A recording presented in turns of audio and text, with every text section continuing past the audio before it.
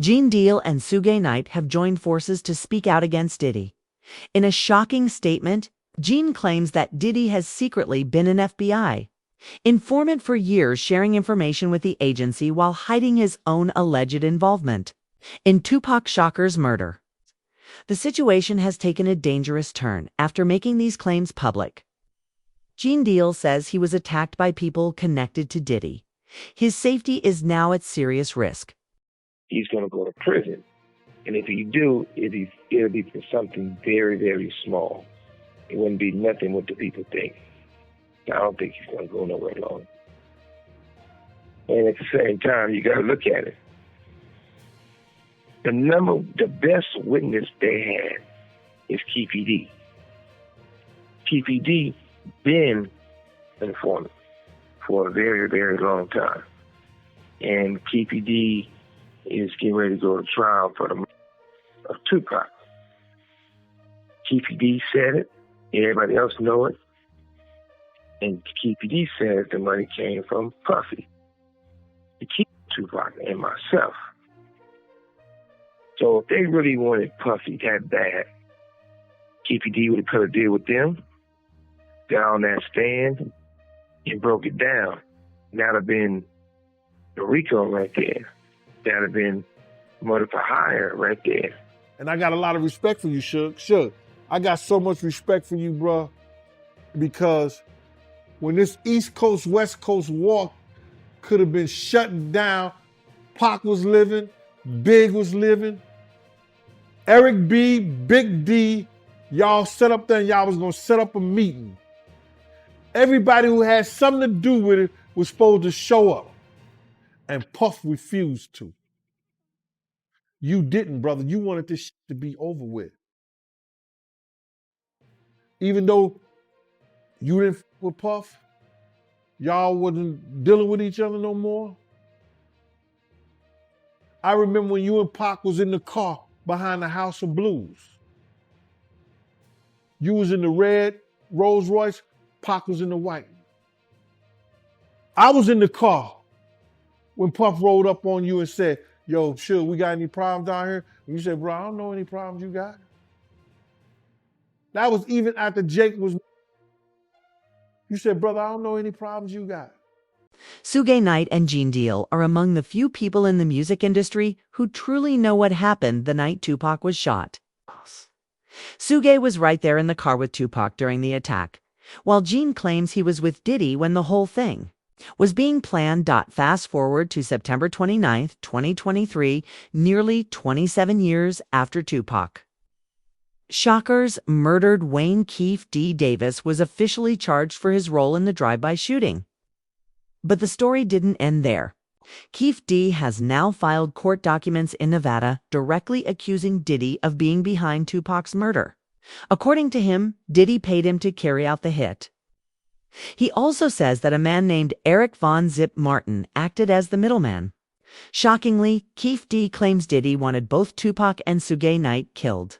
During the Biggie Smalls investigation in the early 2000s, the filing reads, the three LAPD and FBI agents were part of a task force to solve the shooting of rapper Notorious B.I.G., also known as Biggie Smalls, legal name Christopher Wallace.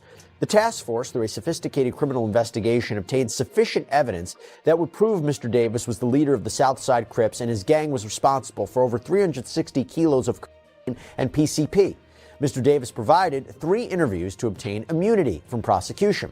The final interview were solely questions regarding the Tupac Shakur shooting, which Mr. Davis was also provided immunity from prosecution.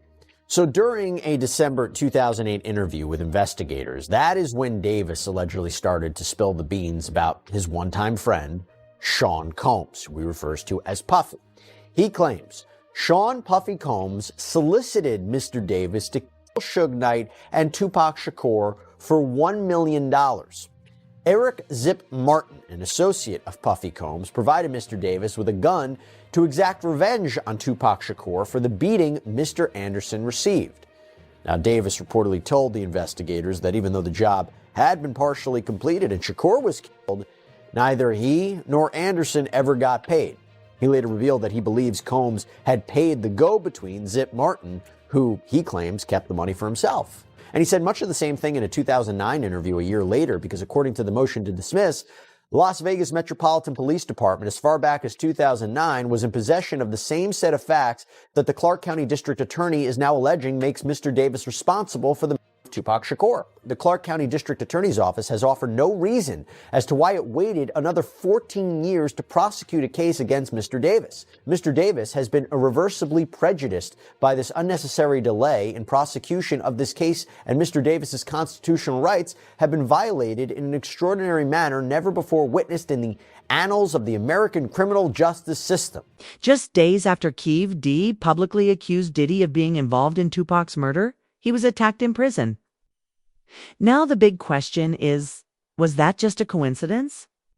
Or did the attack happen because he finally named Diddy? We have an update now on Dwayne Keefe D. Davis. He's charged in the murder of Tupac Shakur. Davis was in court again this morning after a fight with another inmate. Fox 5's Mike Allen walks us through what happened. Dwayne Davis is answering for a jailhouse brawl. Here's what court records show, along with images from surveillance video released by Las Vegas Justice Court. On December 23rd, Davis was being escorted back into his cell when another inmate, Rockland Hamilton, who's also facing a charge, is standing to the right by a sink in this room. Hamilton walked over to Davis and squared up, looking ready to fight. They started throwing punches and grappling, and the officer escorting Davis called for backup, gave verbal commands too for the inmates to stop fighting, and then hit them with pepper spray. Before backup officers arrived, the two inmates kept grappling and throwing punches and were eventually separated after backup officers got into the room. Both Davis and Hamilton face battery by prisoner charges. Suge Knight says he knows exactly what happened the night Tupac was killed, and he claims that Diddy, also known as Puffy, was involved. Gene Deal has backed up Suge's version of events, saying the same thing. Even law enforcement suspected Diddy's involvement, but he was never charged. Why? Because, according to multiple sources, Diddy had been feeding information to the feds for years. On the streets, people have long known what kind of person he really is. Man, that caught my attention. You said that Suge, he's the only one who knows who killed Tupac. Why you say that? Suge was there. Suge was there, and even though you in a hostile situation and you've been and guns is firing out, you're going to get that glance and that look at the individuals or the people in the car. Like Keefe D said, I spoke to Suge. We know each other from school. So in that time, as you speaking to somebody, you see who is in the car. You see who's in the car. If somebody got enough time to speak to you or say something to you and have a brief conversation, they got enough time to get a glance of who in that car. Now check this out. If they know each other and the windows is down and they spoke to each other, you don't think Suge don't know who did the shooting or who was in there? He said, I'll never say it. Because to him, he'll be a rat. It's been alleged that Diddy wasn't working alone when he ordered the hit. On Tupac, sources say he had help from someone inside Death Row Records, a traitor. This person was close enough to know Tupac and Suge Knight's every move. Someone trusted someone who blended in with their inner circle. This so-called double agent is believed to have passed along key details. Like when Tupac would be in Las Vegas, what car he'd be in, and who would be with him. The shooter, the person who shot Tupac, did you get to see their face? And was this a person that worked for Death Row? Yeah. What I would say is this. I'm not calling a certain person Judas, whereas names could go with those people are Judas. I know it's more than one person involved in the assassination. And respectfully, I would say that I gave the husband, I gave the wife, and by the way, they're black people. I stand on my blackness because I am black. So out of respect to them, and they project you the homie, but you gonna have to wait to see what really happened when they put it out. That's all I can say about that part. But there's no secrets. Testified that he saw, and he was overworked, and that he saw things that just didn't make sense, and that he had to run down on Suge Knight, or would have if Suge Knight would have actually been there. I was thinking about that. If all of this stuff is true, Suge Knight ain't had nothing on Diddy.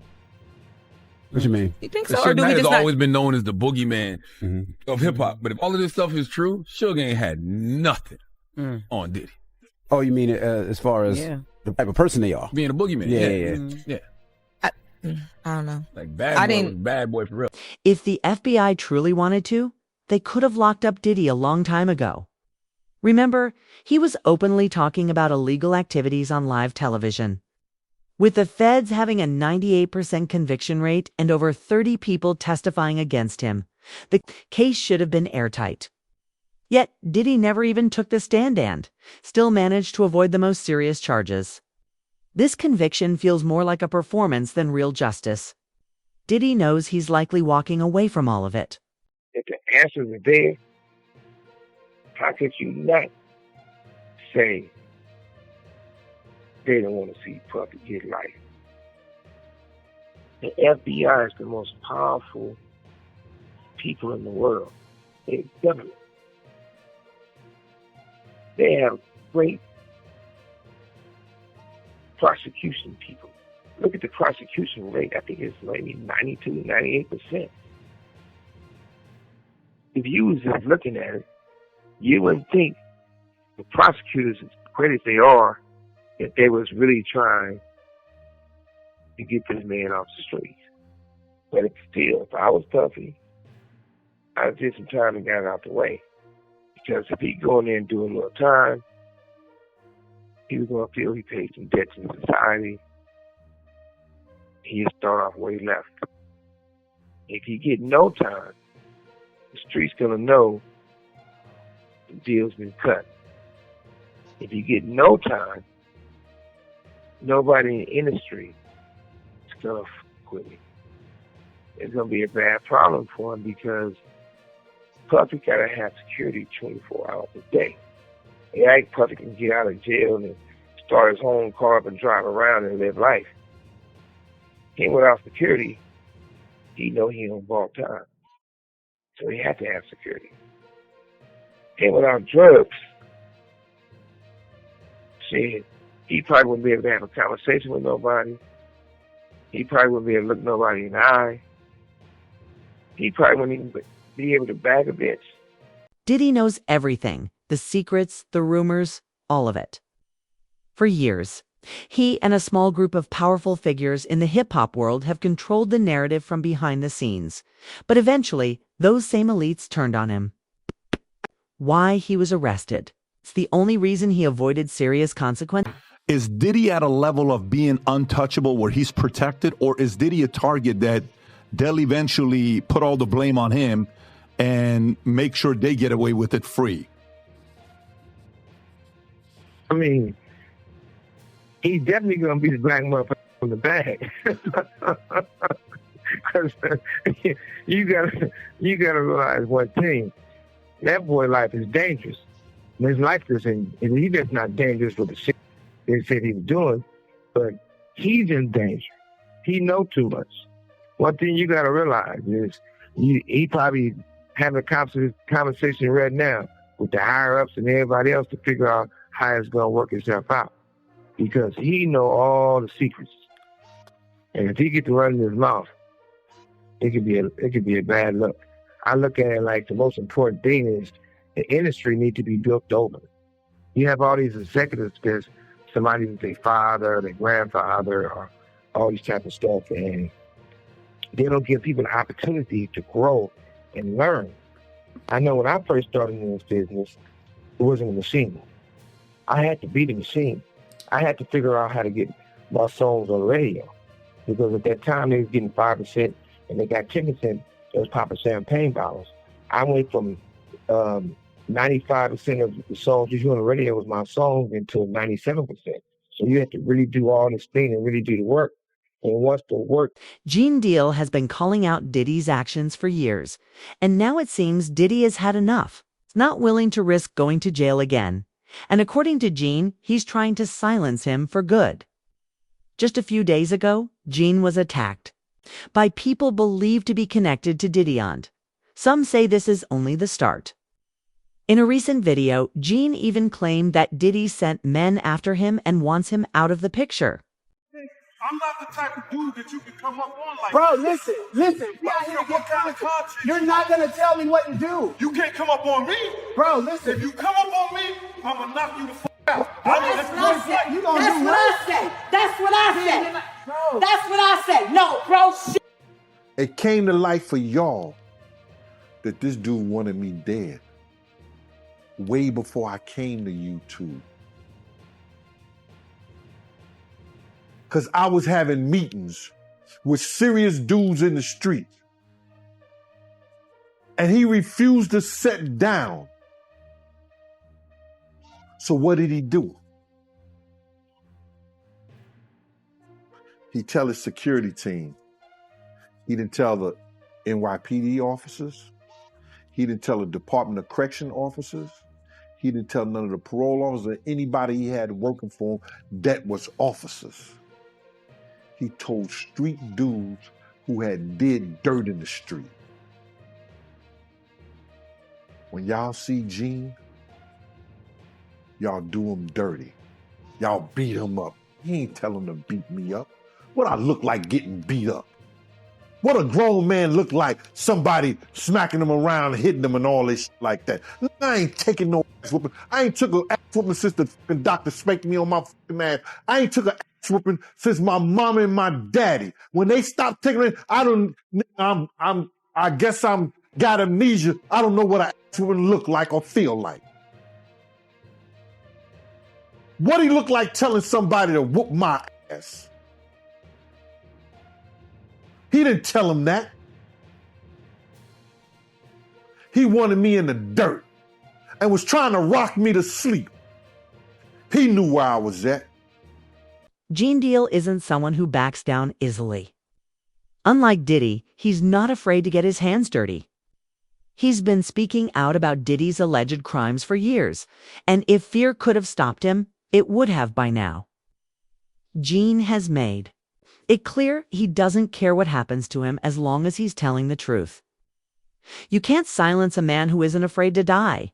He say, yo, you got questions to answer. For who? I said, if you want me to answer questions, do an interview. I got a booking number, then you do an interview. I answer any of your questions. I ain't got no problem of answering anything that you want to know. All you got to do is pay my fee and I'll be there.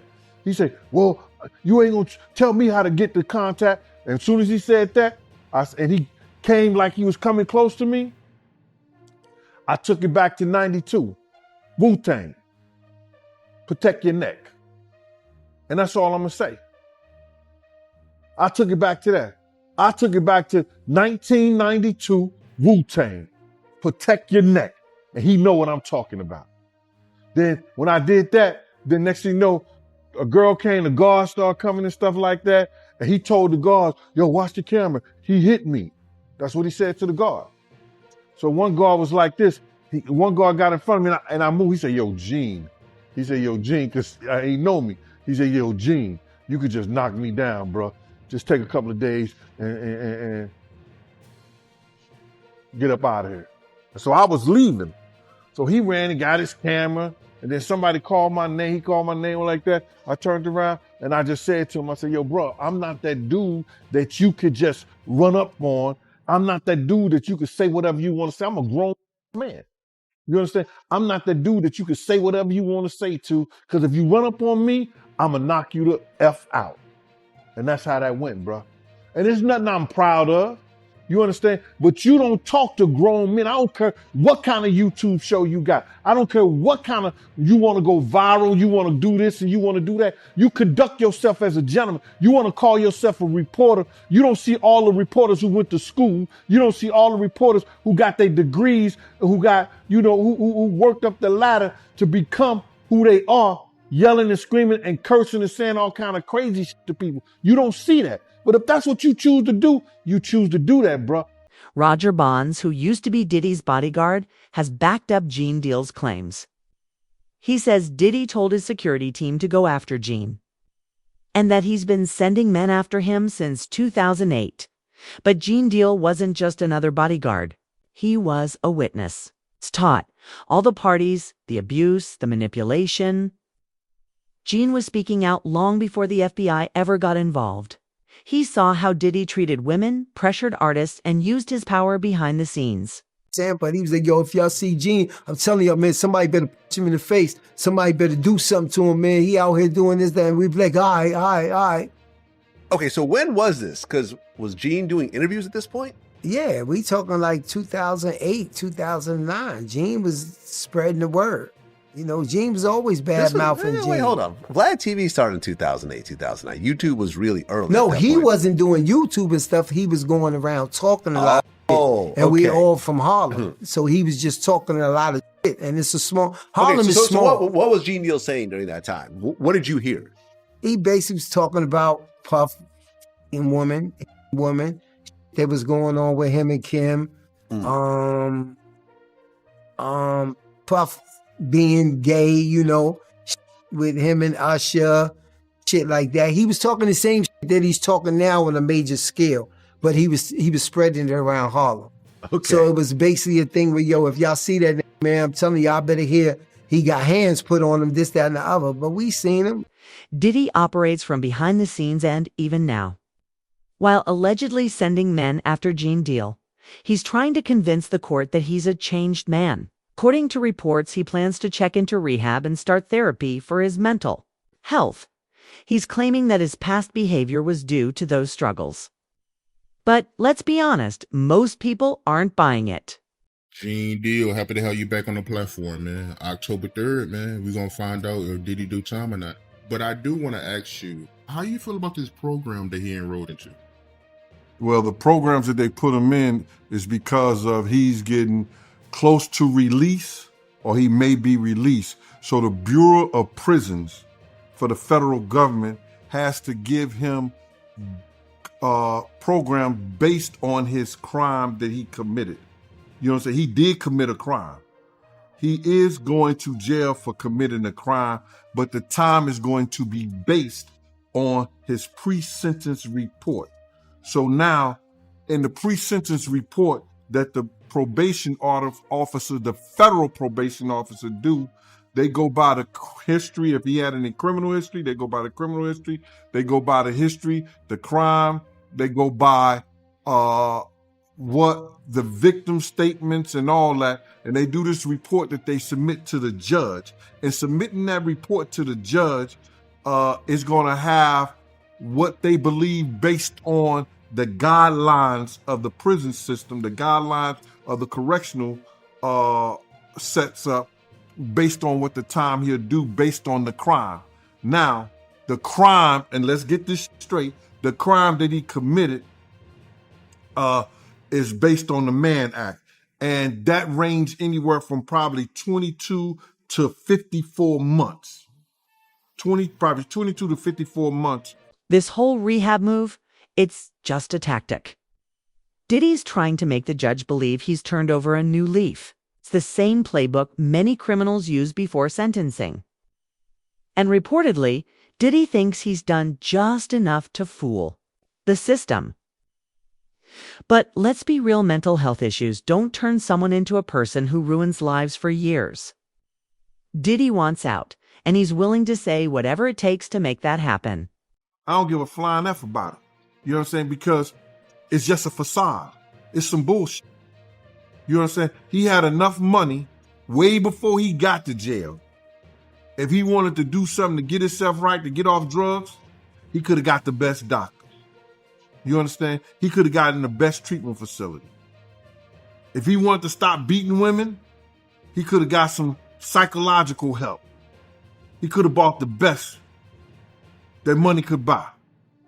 So all this shit is just to get his sorry ass out to jail. And 9 times out of 10, it usually helps. Gene Deal isn't scared of Diddy, and he never was. In fact, Gene used to be Diddy's bodyguard. It was Diddy who relied on Gene for protection, not the other way around. Even before the current legal battle, Diddy tried to shut him up. While Diddy was in prison, Gene says he got calls from people close to him offering money in exchange for silence. They made it clear Diddy would get that silence one way or another. Gene spent over 10 years by Diddy's side. He saw who he really was, and still, he chose to speak the truth. I'm not gonna worry about somebody that I bodyguard. And God knows I could bodyguard myself with his blessings. I could bodyguard myself with his blessings, bro. I'm not worried about that. Nothing beats an ambush, and I know that. But I'm not worried about his shit. People just need to talk about something. They want to have something to say, man. Oh, Gene got to be worried, so like that. So, shouldn't I have been worried when he was out here on the street?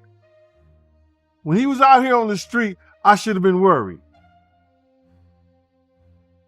Yo, bro, August the 14th, 1999. High-speed chase in Harlem. You understand? How I didn't know that he didn't send nobody after me then. Because niggas do that shit. They'll send somebody at you. I've seen dudes that do shit and they have niggas right there in the same clique and they didn't even know he did it. So how I know those 4 guys, 5 guns to my head wasn't sitting by him. When Roger Bonds come and say later that Diddy wanted something done to Gene Deal. How I know? Diddy might intimidate others with his power and threats, but not Gene Deal. Gene spent over 10 years protecting him and says he knows exactly who Diddy really is. A coward who hides behind others and never fights his own battles. Gene isn't. Scared? He's not hiding, not watching his back. He's standing tall, out in the open, daring Diddy to try something. Diddy tried to silence you or tried to get you to stop talking about him. This is relayed to me by Kirk Burrows. This guy is like this with Diddy. You seen him on Drink Champs with him. You seen him walking the streets in Miami with him, the whole 9 yards. So I'm saying to him, what does he want to talk to me for? He ain't got enough to say. He ain't got nothing to say to me. He said, yo, Gene, he said enough is enough. You know what I'm saying? Enough is enough to what? And I told Kirk Burrows, I said, yo, if he want, I said, he don't want to talk to me for himself. He wants to talk to me for Diddy. And I ain't got nothing to say to him. He ain't said enough is enough to Wolf Mother when he cursed out and told her all kinds of. Did he say enough to Big's mother? What do you mean enough is enough? And that's how that conversation went. How did you feel about it after you were done?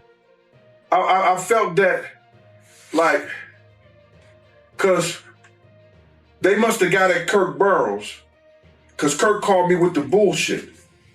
Yo, you got to fix that. You know this. Man, God, excuse me. Listen here, bro.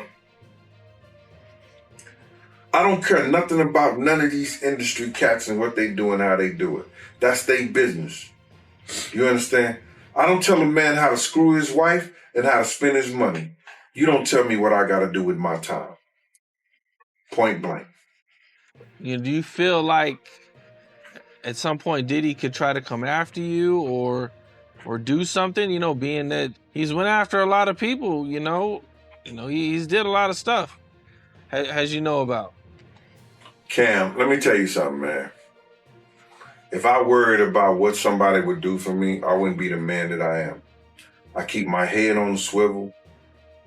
I do what I have to do to protect myself and my family. All I know is that I know one thing for certain, 2 things for sure. I got people out here that love me. You understand? Gene Deal is putting everything on the line to reveal the truth behind the famed Nate, even from behind bars. Suge Knight is backing him up. Diddy may still have the money, the power, and the system on his side, but one thing he no longer controls is the story.